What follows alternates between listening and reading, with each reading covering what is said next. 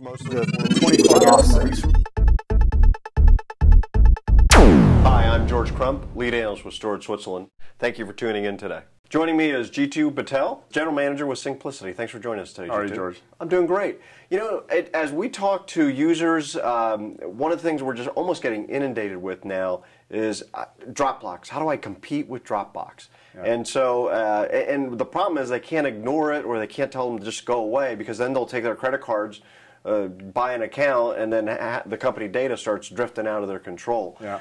Is that something you're experiencing, and what are you guys doing to try to help with that? Yeah, the question isn't how does an organization compete with Dropbox. The question is how do you make sure that you can control the viral spread of Dropbox so that your data gets protected. And the way to make your organization really insecure is by not doing anything against Dropbox. Right. Because there's going to be a viral effect, and people are going to keep posting sensitive data within Dropbox. So, and the reason that's happening is for some really fundamental kind of causes that are going on in the markets and some shifts going on in the markets. How many devices do you have? Me personally, I have 5. You have 5, right? So typically there's about a 3 to 7 device number, which is an average number of devices that a business user has today. I feel a little I got to try harder. You got to get to 7, man. I mean, geez. Yeah. All right. And there's a couple of characteristics there too. Right? You don't always have the devices with you. You might have some devices with you sometimes, some devices another time. Right. You want your files on all the devices, and you contrast that to what used to be 2 years ago, 3 years ago. People typically had maybe 1, 2 devices, and you didn't really, in the world of BlackBerrys, you didn't really expect your files on the devices either. Right. You were just impressed you had email. Yeah, exactly. So here's what's happening in the market, right? If you think of Dropbox, they've actually innovated a fair amount, and they created this kind of whole new way of working where they said, let's go out to consumers. It just so happened that these consumers are also people that worked in corporations that were using sensitive data of the corporation, right? But let's go out to these consumers and give each one of these consumers the ability to sync files across all the devices and be able to share it, not just within the company. So let's say this is company A. I have people that are sharing files with each other within company A and syncing it across the devices, but they also want to be able to do that across company boundaries. Right. Because as you know, it's getting to be more and more of a virtual environment, and the boundaries that are hard set of one organization versus the other are actually quite irrelevant. Right, absolutely. So what they've done is they've gone out and they've provided this cloud-based service that says, I'm going to provide you with this real simple way of utilizing this interface, which can be on any of your devices, where you can have all of your files across any of the devices at any time, and you can share it with anyone seamlessly. Okay, right. Now what they've also done is they've said, I'm going to provide you this cloud-based service. And it's this kind of, we call this the orchestration layer. Okay. So Dropbox essentially runs a service in the cloud where these people can connect to and be able to, so when you sync a file, it syncs to the cloud and then syncs to the different places. Right. And then you have cloud-based storage, right? So you have your storage in the cloud as well. And this is what Dropbox does. Now what they do really well is the consumer-grade usability. Right. And ease of use with which they can go out and enable the user to sync files across all the devices. It works great for students and consumers when you're syncing photos.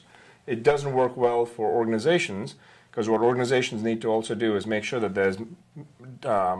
there's ownership of data that's maintained by the organization, not by the user. If anyone over here quits, so goes your data with them. Right. Right. So there's leakage of data. There's also no policy controls for IT.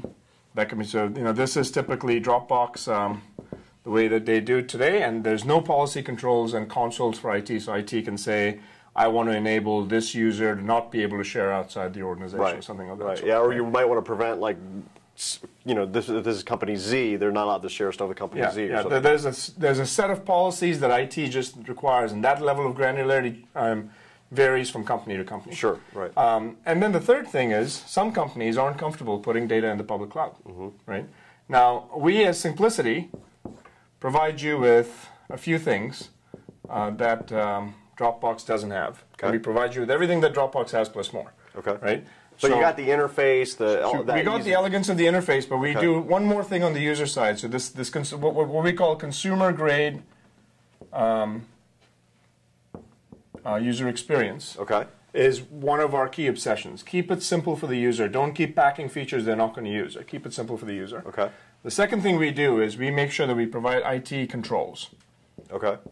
Right? So we have an administration console in the back end that can really provide a level of knobs and dials for the IT administrator to go out and set for, so that when the users start using it, they have some level of policies that can be applied to them. Okay. Right? Right. Those policies could include deleting or wiping off content from certain devices if they get lost. Those policies could include making sure that you prevent people from sharing data outside of their organization, if that's the policy you want to set, so on and so forth. And every organization, every vertical industry is different in that front. Sure, right? Absolutely. Yeah, that makes sense. And so that's what we provide. And the third thing we provide is we provide choice on the storage end. So you can either have storage in the cloud or you can have storage in your own data center.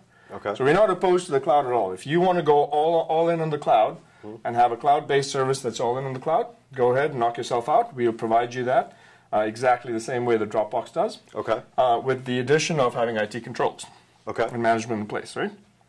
If customer says, you know what, I'm not ready. I've got data residency laws in my organization, so my data has to stay within my jurisdiction or my data center or my country. Right. And I can't go out and have the data someplace where I don't even know where the data is. Right. Okay, fine. We'll now be able to provide you that data on your data center on either Isilon storage or Atmos storage on the MC storage on the back end. Okay. Right. So that allows you to provide this kind of three-tiered model, which says you get consumer-grade usability, you get the enterprise IT controls that are required, and you get the choice on storage with bring your own storage. So over here, you enable bring your own device. Right. Over here, you enable for IT bring your own storage. And over here, it's bring your own policies. Okay.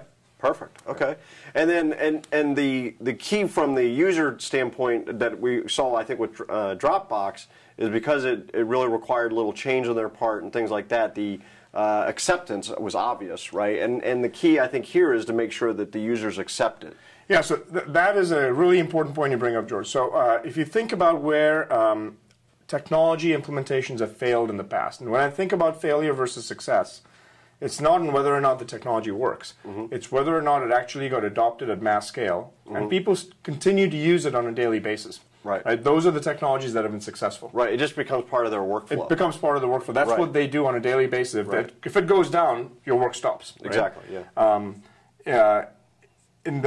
In the assessments that we've done in the market, the technologies that have failed to garner that level of engagement and adoption is not because the technology itself wasn't feature-rich or compelling enough or had the right level of feature set in place and had the right level of stability in place, but that it imposed a level of change on the user's work pattern that was far too disruptive for the user to continue to keep accepting. Okay. Right? So I'm completely disrupting the way that you work, and I'm going to completely ask you to change the way that you work, that you've been working for the past 20 years. Chances are you're not going to adopt that technology on a day-to-day basis. Right. So what we've done is we've made sure that we've got this whole notion of no extra step taken. Right? If you have a certain way that you organize your files, you can continue to keep organizing it that way. All you have to do is right-click and make that a SyncPlicity file folder. Okay. Right? So the folders I want to share, I just individually pick those and then boom, I'm done. Unlike Dropbox, where you have to move it into a My Dropbox folder, unlike some of the other cloud services, which are 10 steps worse than Dropbox, which actually are focusing on the enterprise, where you have to move it to the cloud. There's literally 7 or 8 extra steps to move that file to the cloud. Right. And as a result, what you see is the amount of files that they have under management per user is a fraction of the amount of files that we have under management per user. Right. You know, and that's largely because we don't impose that change on the user itself. Well, and I find that stuff really impacts collaboration. We've looked at it, and because we do such quick turns on edits and things like that, the amount of that 10 steps, well, across 5 people, that now becomes 50 steps, right? And you're like, I ain't gonna get it. I mean, it's 5 p.m. I got to take my daughter to her soccer game. Right. I'm not going to think of now taking 10 extra steps to put that file to share. Bingo. I'm just going to save the file and move on. Right. Right. And if you can make sure that when the file is saved, it's just saved in the right place from the get-go, you've actually avoided a problem of not having been shared with the people that you want it shared with. Great. Okay. Yep. So then from a trending perspective, what are you guys' goals with the solution as you kind of move forward? Yeah, so I think this market is it's a mass market. We believe that the providers that are in this market, we all have a collective opportunity of whoever we go into, any organization, 99%, if not 100% of the organization's user base is going to have this technology as an applicable technology for their daily use. Okay. It's like email. Everyone needs file management just like they need email. And sharing and collaboration and all of those things that come with it. as we move forward, though, I think we're just getting started as an industry, right? So while a few of us have taken the leadership position and really gone out and defined how the market needs to move in this enterprise-grade online file sharing space, what you're starting to see is there's a ton of innovation that needs to be done in each one of these areas on a continued basis, right? So we'll continue to make sure that the simplicity of the user experience is on an ongoing basis just enhanced more and more, and that you have the right features that get injected in, but those right features aren't ones that are so overwhelming that it starts degrading the experience. By the fourth version, enterprise software looks much worse than they did in the first version. Right? We want to make sure that as the next set of versions of our product come out, they become even more elegant and even more easy to use than so there's going to be a fair amount of investment made here. There's going to be a fair amount of investment made in IT admin policies and controls. So there'll be more and more policies and more knobs and dials that the IT administrators will be able to have to go out and kind of manage that. And on the last end, we will continue to provide more and more choice in storage.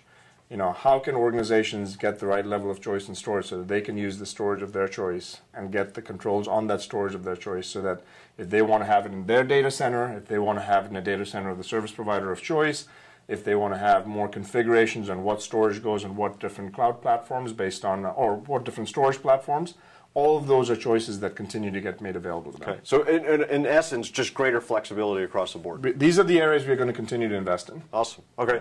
Well, thanks for joining us today. I'm George Crump, lead analyst with Storage Switzerland. Thank you for tuning in.